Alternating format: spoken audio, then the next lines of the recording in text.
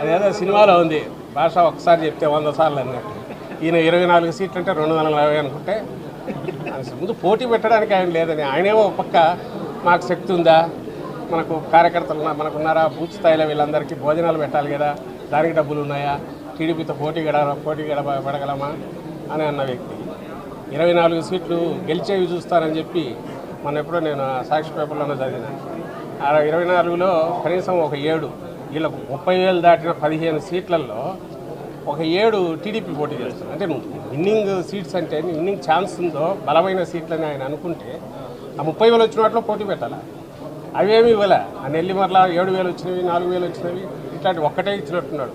Kakinada rural ఒకటే I think అప్పుడు considerable ఓట్లు వచ్చింది ఇచ్చినట్టున్నాడు చంద్రబాబు. మిగిలినవన్నీ ఎగైతే పోతాడో గ్యారంటీగా. చంద్రబాబు నాయుడుకు అనుమానం ఉందో అలాంటి చోట తను 24 ఇచ్చాడు. ఆ చీటీ చూడలే ఎంత ఉందో. ఈయనేమో బాగా నీట్గా పవన్ కళ్యాణ్ గారి అలా రంగుల ఫోటో పెట్టుకున్నాడు. ఎందుకంటే ఆయన ఓట్లు కావాలి కాబట్టి, అనుకునే ఓట్లు. గాజు గ్లాసు కూడా బొమ్మ పెట్టాడు చంద్రబాబు నాయుడు. ఈయనకేమో 5 ఒక మెడికల్ షాప్లో రాసిస్తాడు చిత్తుకాయట మీద ప్రిస్క్రిప్షన్.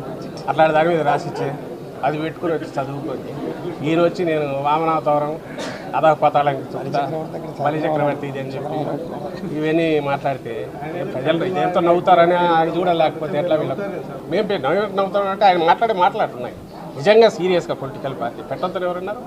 2000 ఎప్పుడైనా మొదలుపెట్టింది 14లో ఫస్ట్ దిగాడు. అంతకుముందు నుంచి అంటున్నారు 10 ఏళ్ళు అయింది. పోలిక సమకాలీన చరిత్రలో క్లియర్గా ఇంకో పక్క జగన్మోహన్ రెడ్డి గారు ఉన్నారు. ఆయన 2012లో తను పెట్టారు పార్టీ, 12లో పార్టీ పెట్టారు. 14లో 175 స్థానాలకు, 14కు ముందే స్థానిక సంస్థల్లో మొత్తంగా పోటీకి దిగారు. ఎవరైనా రాజకీయ పార్టీ డెమోక్రసీలో పెట్టాలంటే, నీకు నిజంగా ప్రజలకు ఏదైనా సేవ చేయాలంటే ముందు 175 నియోజకవర్గాలకు ఇన్ఛార్జీలను పెట్టడం, కమిటీలు పెట్టడం, ఏదో సీరియస్నెస్ ఉంటుందిగా.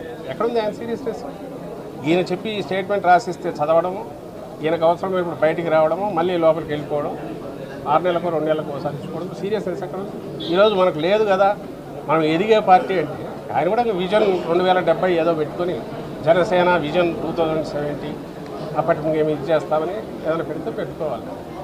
అలాంటిది లేకుండా ఊరికి మామూలు తిట్టి సినిమా డైలాగులు పని చెప్పి ఇవి చేయడం బట్టి ఎవరి కోసం పని చేస్తున్నారో అర్థమవుతుంది.